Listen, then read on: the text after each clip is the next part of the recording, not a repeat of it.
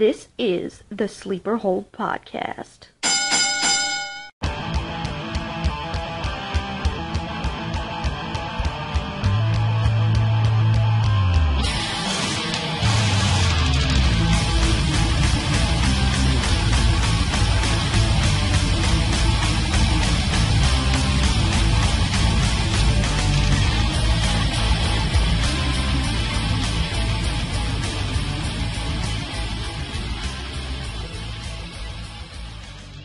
This is a Sleeper Hole podcast where there's no disqualification on the topics and falls count anywhere.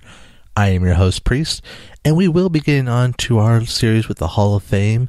But first, I feel like we're going to have to do something a little bit more important. You see, with all that's been going on lately and things that I have been made aware of, I feel there's a lot that I need to get off my chest or things that I need to talk about.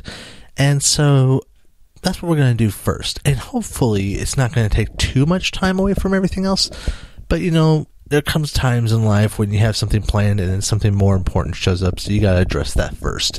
If it does take the whole episode, well, sorry guys if you're expecting the Hall of Fame thing. But also, you know, sorry, not sorry. But I'm sure we'll touch a little bit on the Hall of Fame. I'm too stubborn to not let that pass. So without further ado, let me do a little bit of my rant and raving. I'm sure you guys will enjoy it and respect a lot of it. First topic on the agenda is one that's really kind of sincere for me. My hero of wrestling, Bret the Hitman Hart, has came out to let the whole world know that he is going to be battling cancer. Now, like I said, he's been my childhood hero since as long as I can remember. The excellence of execution, the best there is, the best there was, the best there ever will be. And now he's facing probably one of the toughest opponents for anyone to face. Don't get me wrong, I have full confidence that with him being as awesome as he is, that Bret's going to take this thing down. And he has, you know, my thoughts and prayers with him and full support behind him. And you know, if I could, I'd do anything I could to help the man out. But still, you know, it's a scary thing. I've had family and friends and many other people I know and care about fight one form of cancer or another. Some have beaten it to a bloody pulp and been what we call, you know, cancer survivors. I've had other people who unfortunately didn't survive. And it's painful to talk about, but it's also the reality. What I'm trying to get at, though, is, guys, it's a real thing going on. My hero, Bret Hart, is going through it. Show him some love. Show him some thoughts and prayers. Even if it's just a random little tweet to Bret Hart, let him know that you are in his corner as he goes through and beats the crap out of cancer and puts it in the sharpshooter and makes it submit from trying to take him down. So, Bret, if you ever do get a chance to hear this, kick its butt. I'm rooting for you. And show them why you are the excellence of execution. Grateful. That's a word that's on everyone's mind as of Monday. Grateful. The reason why it's on a lot of people's minds is because Daniel Bryan, who is, if I remember right, and I did my math right on this, is age 35. Use that to describe how he feels with his retirement. You know, he announced his retirement on Monday, which a lot of us, we didn't want to see it happen, but at the same time, you kind of had that feeling. I know my wife absolutely did. I was hoping that somehow it wouldn't happen. You know, I liked watching Daniel Bryan wrestle. He's a very talented individual. But when you have the doctors tell you there might be something going on that they didn't catch before, and you're wanting to think about your future, the possibility of children, a family, everything else, I cannot fault Daniel Bryan one bit for what he decided to do. The man gave us incredible matches. The man beat the odds. And he was destined for greatness. And I think that if he came back, he would have still done greatness. But that's not how it's going to be. We did get to share a lot of great memories watching Daniel Bryan do amazing things like he did. And unfortunately, after that, it just ended up where it was not going to happen anymore, you know. I can't sit here and say anything bad about it, you know. As much as Daniel Bryan wants to use the word grateful, I think that myself and all the fans of the WWE Universe or wrestling in general, and especially of fans of Daniel Bryan, our word back to him is thankful. You know, I say this for all the other wrestlers I've ever watched personally up front with them, like an independent circuit, or when I've gone to a show live, or even when I've seen on TV. Thankful is a word that I want them to understand. They do this because they love it. They do this because it's a passion. We go because we love it. It's our passion to watch. I mean, like Daniel Bryan said, though, take it all away, the payments and everything else. He feels like, you know, there's nothing owed because he did it because he loved it. Well, we loved watching him do what he does. I love watching the superstars on TV do what they do. I love watching the people locally do what they do. You know, people like Brent Dunn, Derek Moss, Guy Smith, just naming a few there. They give us a great thing. They give us, like we had when we were kids, an out, a place to escape to. And to Daniel Bryan, to all the other wrestlers, thankful is my word back to you. Now, for Daniel Bryan specifically, though, he was a great wrestler and will always be remembered that way. He's going to be one of those people that, even though he's not up there like Bret Hart for me, or one of my other favorites, Edge, because those are my personal favorites, Daniel Bryan will always be one of my favorites, because he showed that a little guy can do the same thing, if not better, than what the big guys can do. He stood out. And if you ever want to see someone beat the odds, and not just storyline wise, but just in general, beat the odds, Daniel Bryan is an incredible example of that. So, to all his fans, I want to thank you guys for making his dream come true by being behind him, especially when they did Occupy Raw. That was awesome. But to Daniel Bryan, thank you for helping me have the escape and the joy that you brought to me and the rest of the WWE Universe. Okay, now that we got the big names out of the way, let me talk about some stuff with the local world. And I'm not going to name drop. That's not what I'm here for on this one. This one is just me speaking from the heart to all the talent, to the businesses, and to everyone who helps out with making these people be successful. You know, whether it's that you're part of booking, you're part of setup and teardown, I don't care. This is to every single one of you. And I'm going to make this hopefully as short and sweet as possible without getting into a huge, passionate fury. First of all, to the people who run the shows, let me just say this from one person who's been a business owner of a wrestling company, as well as a person who runs a business now with the podcast and everything else. One thing I've learned is, if you make a business agreement, or even just some type of business negotiation, whether that agreement becomes null and void, or whether the agreement or the negotiation changes and you decide to change your mind before anything is finalized, don't leave the other business hanging. Don't leave them sitting there wondering, and especially if you decide to go elsewhere and pursue your business with somebody else or some other company. Be the adults that you are and let that person know. Don't let them find out their own way, because that is just, it's poor form. First of all, it's very ill business manner. But you do that, you're going to cause a lot of tension, a lot of heat, and you're going to cause people to really have a bad taste in their mouth for not only your business, but you specifically, because the business didn't really do it. It was your choice as a human being.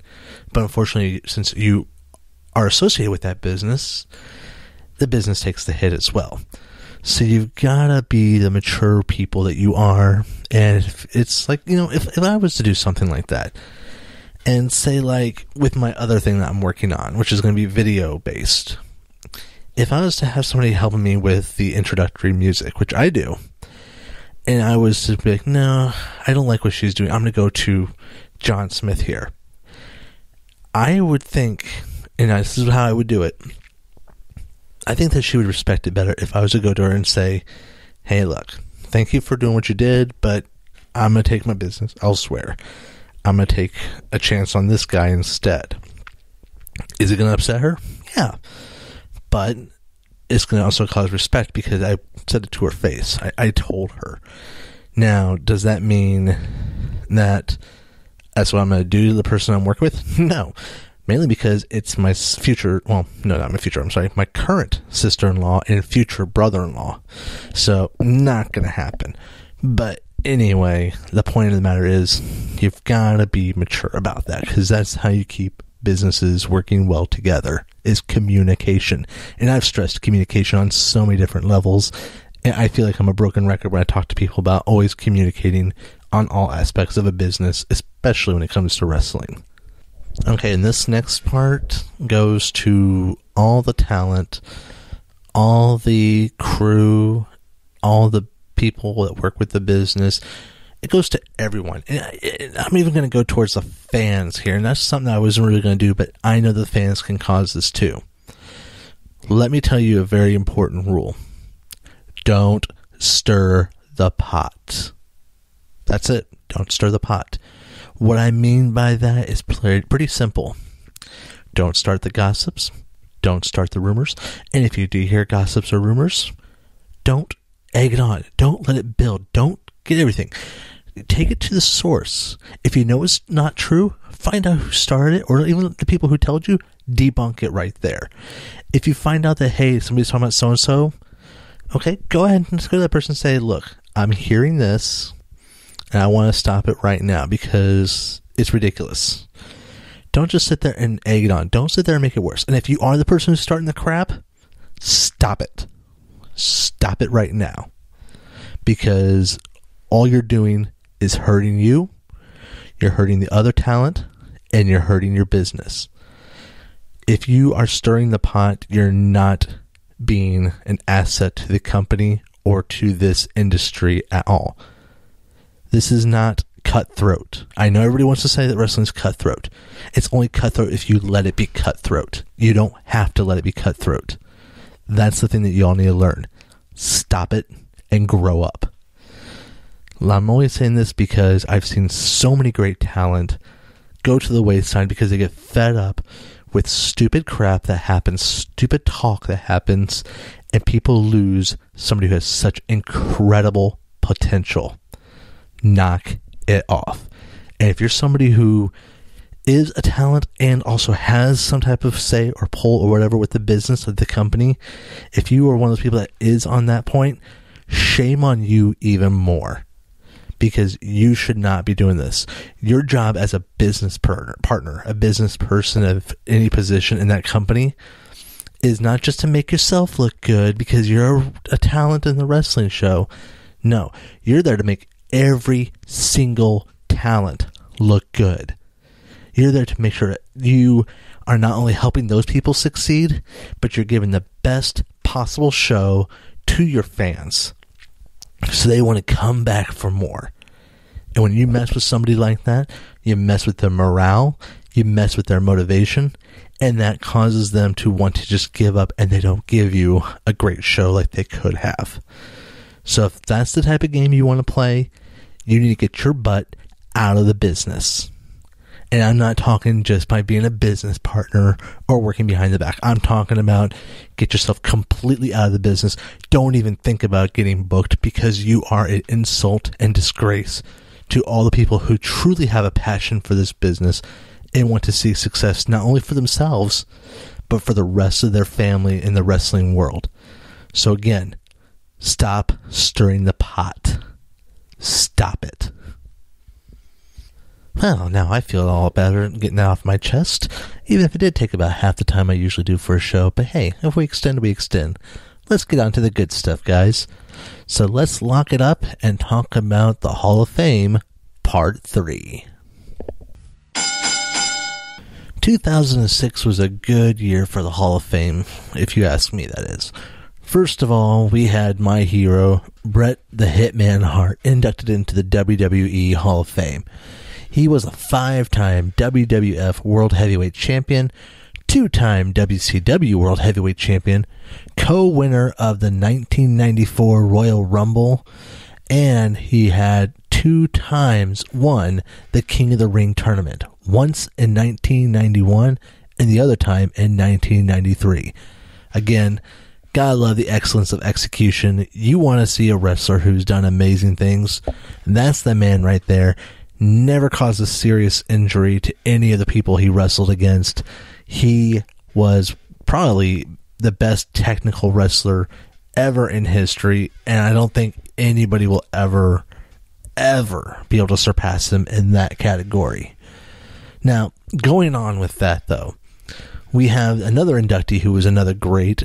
We're talking about Eddie Guerrero, or Guerrero, however you want to pronounce it. This man was probably one of the best cruiserweights out there. Even when they didn't really use the cruiserweight division that much anymore, this man was awesome. He was once the WWE champion, twice the WCW and WWE United States champion, and twice he was the Intercontinental champion for the WWE. He was mostly known for being of Latino heat with China, or team up with Chavo Guerrero. He even had a versus thing going on with Chavo Guerrero a few times. Had a feud with Rey Mysterio. But the thing that people remember from him is his little phrase of lie, cheat, and steal. And he used that psychology to really win a lot of matches by really messing with a lot of situations. He would throw the chair to the hands of the opponent and take a really heavy bump. So when the referee turned around, he saw Eddie rocking back and forth, holding his face, while the other wrestler was holding the chair like, what just happened? And then realized, oh, hey, he just tricked me to make the referee think that I hit him. So, I mean, these are things that Eddie did, and he did them marvelously. It's a shame that he left us so early in his life, but, you know, I believe that he does look down on the wrestling world with a good old Eddie Guerrero grin sometimes, knowing that we still love and honor him, and that people still do things that he made famous because it's a tribute to him in their own way. Another person that was inducted in 2006 was an incredible voice when it came to commentating, when it came to doing announcing or interviews. We're talking about the guy who would tell you to get your parents' permission before you call the hotline, Mean Gene Okerlund. He has been a long time AWA, WCW, WWE interviewer, announcer. I believe he even did some commentating at one time. But this guy, he has the voice for the mic. He knows how to work that mic and get the fans behind him on wanting the inside scoop. And who better to give you that inside scoop than Mean Gene Okerlund? We also had Sensational Sherry. And I'm telling you, if you want to talk about a manager or valet of that time, Sherry or Scary Sherry is definitely one of those you want to talk about. And I've mentioned her before when we talked about the ladies in wrestling, but she was a 1-time WWF Women's Champion, 4-time AWA World Women's Champion, and this woman was awesome. I mean, hats off to Sherry. She is incredible. She has managed some of the greats out there, and is definitely one that's worth checking out if you're a female wrestler and want to get some tips on how to be a good valet, or even if you're a male wrestler or manager and you want to get some tips on how to be at ringside for another wrestler. She knew how to do it, especially for the heels. Oh, she was great. We had Vern Genge, I believe is how you pronounce his name. I can't remember how to pronounce it really well, but he was the co-founder of the American Wrestling Association, and 10 times he held their World Heavyweight Championship. I really didn't know much when it came to that, but he was pretty awesome from what I've heard. I'm definitely going to be trying to catch up on some of his stuff as well, because from what I hear, it is a worthwhile watch. And of course, 2006 concluded with Mr. USA Tony Atlas being inducted into the Hall of Fame. He was a one-time WWF Tag Team Champion and half of the very first African-American WWF World Tag Team Champions with his partner, Rocky Johnson.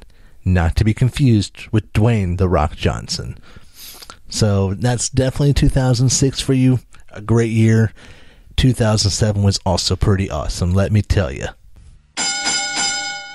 Alright guys, listen up. If you are in the 217 area and you want to have the inside scoop on local artists, professionals, or anything else great going on in the Springfield, Illinois area, do I have a podcast for you. My buddy Jeremy Bailey with Lincoln Legends is the place to go. He is always getting the inside scoop, has a lot of great information, and it's always entertaining to check out his stuff. He even does video blogs as well as the podcast. This guy, he is incredible with what he does, and it's, like I said, it's always entertaining. I look forward to watching this stuff myself and listening in. But let me also say this. If you are a person who does have a profession or has a passion or a pulse that you want to make heard throughout the central Illinois area, definitely get a hold of Lincoln Legends. They would love to hear from you, and they would love to showcase you and help you build your business and make yourself grow. Again, my buddy Jeremy Bailey helps run this thing. He is an incredible guy. Hats off to him. You would not go wrong talking to this guy and checking out his stuff. Again, that's Lincoln Legends. Google it, check it on Facebook, watch a little bit of it, listen in. You won't be disappointed. Alright, so like I said, 2007 was also a great year for the Hall of Fame. First of all, we have the American Dream, Dusty Rhodes. And, you know, Dusty is a person who had a great mind for the business. He understood it inside and out, and he was able to share that wisdom, share that knowledge with so many people. I'm not even just talking about the NXT superstars. I'm talking even people from like Paul Heyman and Steve Austin and other great superstars, people that we know that are fully established today and not just in the NXT roster. The American Dream was able to help them out, and he gave us two wonderful wrestlers as children of his who really have done a great job in my opinion. I'm talking about Goldust and Cody Rhodes, aka Stardust. But let's focus on the Dream. The American Dream was the everyday man, and he was a 3-time NWA World Heavyweight Champion. He also one time held the United States Heavyweight Championship for NWA. Also was a tag team champion twice for NWA, as well as a NWA World 6 Tag Team Champion twice. I've never heard that type of title, but we're going to talk about that probably under my title segment. He also once held the NWA World Television Champion, and he was a longtime head booker for WCW before, you know, they went over to be bought out by the WWF. But he still shared a lot of things. And who could ever forget the great polka dots that he was wearing and showing off? And he made the most ridiculous things work. that charisma was spot on with Dusty Rhodes. Another one that I really do like, that I grew up watching, is Mr. Perfect, aka Curt Hennig. Now, Curt Hennig, he was definitely one of those that, if you watched how he did things, he played the heel role so beautifully. From even when he first was just Mr. Perfect and that's it, to when he did become Curt Hennig, he still did great. And he was the AWA World Heavyweight Champion at one time, held the Intercontinental Championship of WWF twice. When he was with WCW, he held their United States Heavyweight Championship once, as well as one time their Tag Team Champion. So, I mean, he did a lot of things, and unfortunately he did pass on, just like Dusty Rhodes, but he left a great legacy. You still see people today that exemplify and have the type of personality similar to Curt Hennig. And I'm not just talking about Curtis Axel, who is, a descendant of Curt Hennig and everything else. But, I mean, look at Dolph Ziggler. I mean, Ziggler, in my opinion, it's just my opinion here, has a bit of the Curt Hennig personality in there. He just found a way to tweak it to where it's more face than heel. Also, 2007 was one of my favorite commentators. That's Jerry the King Lawler. I love listening to Jerry Lawler. Even when he goes heel, he's still one of my favorites because he knows how to work the mic. He knows how to get the fans and the audience to listen to his words and really stick with it. And who could forget his feud back in the days when he was doing the things with Andy Kaufman? I mean, Andy Kaufman would pick on women left and right, and who came to the rescue but Jerry the King Lawler? That was a great thing back then. But going with accomplishments for Jerry the King Lawler, besides the fact that he's been a long-time commentator for the WWE, I mean, let's see here. Back in the AWA, he once held the heavyweight championship for AWA. He also held at numerous times, I believe it's about 35 times, the AWA Southern Heavyweight Championship. 3 times he was the WCWA World Heavyweight Champion. Yeah, WCWA, guys. And he, for the USWA, he was the 26th time Unified Championship owner, and he's done a lot of things.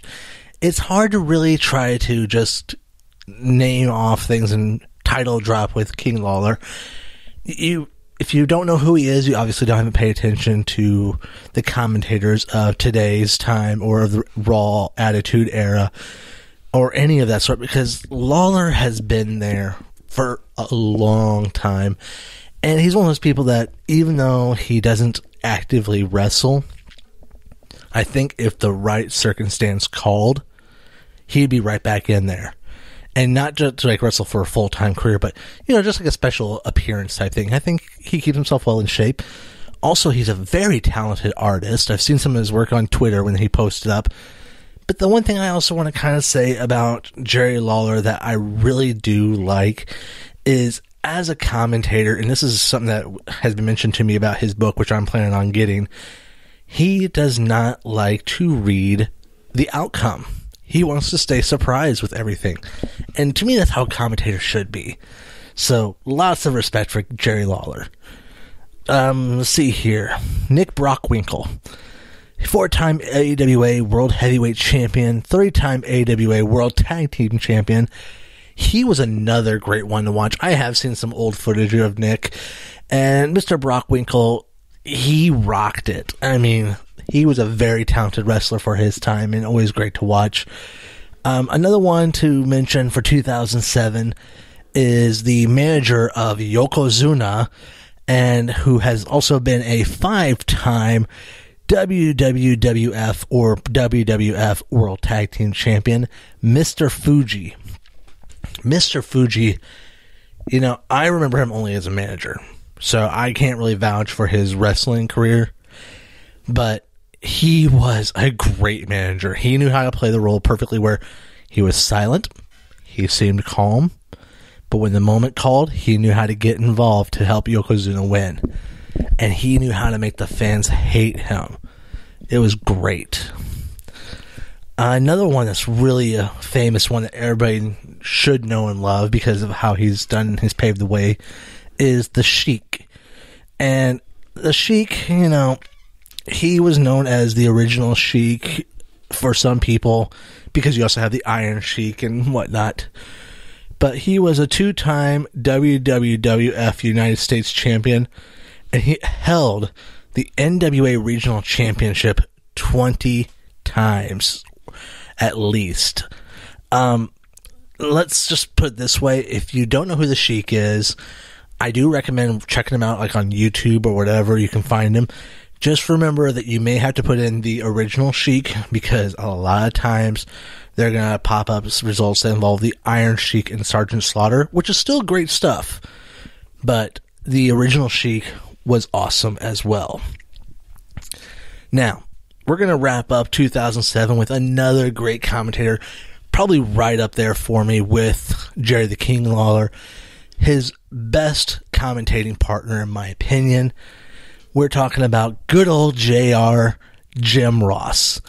Jim Ross has been a lead announcer for the WWE. He has worked with WCW as a announcer, other regional promotions. He is a great voice on the mic. He knew how to make you really get into it, just like Lawler did. They had the best chemistry I've ever seen. And even with, talking about Michael Cole and JBL and all that stuff, who have great chemistry, it's not the same as what Lawler and Ross had. And speaking of which, Jim Ross, he was the head of the WWF Talent Relations during the Attitude Era. So he was really, really good about scouting out and picking talent. And he knew how to get them at the right place, the right time, and help get them elevated to what we know and love today. So really, JR has done a lot more for the business than what people normally recognize. And good old JR, I know he's got his own podcast out there, so he may not even hear this one. He may not even care. But let me just say this right now. Good old JR, if I ever could have a chance to talk to you, let alone shake your hand, you better believe I'm going to be doing that because you are an ideal commentator, an ideal mind of the business, and you are one of those people that I definitely acknowledge and respect wholeheartedly. All right, boys and girls, that wraps it up for this episode. We're looking at probably about, let's see here, we got 8 more years of the Hall of Fame to do, so I'm going to say if things go as I plan, we're looking at 3, maybe 4 more episodes. That's right, we're going to get that all there, and not only are we going to do the 8 years, we have a little something extra at the end, which I know I've mentioned before, but that's what I'm looking at right now. Now, as for everything else, I just want to say thank you to all of you listeners, all of you fans.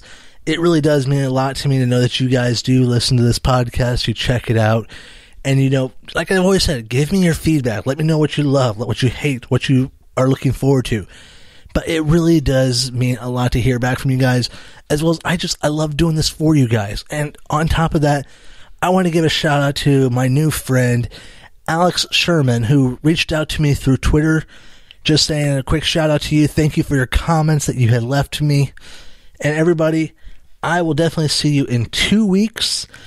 My wife, who you definitely can hear her voice at the beginning and end of every episode, she just got her wisdom teeth removed, so I'm going to wrap this up and go tend to my wife and make sure she's doing okay. You all stay safe, and I will see you in 2 weeks. Thank you for listening to the Sleeper Hold Podcast. Don't forget to visit our website at thesleeperhold.com to comment on episodes, read our blog, find information about our quarterly charity, and more. See you next week.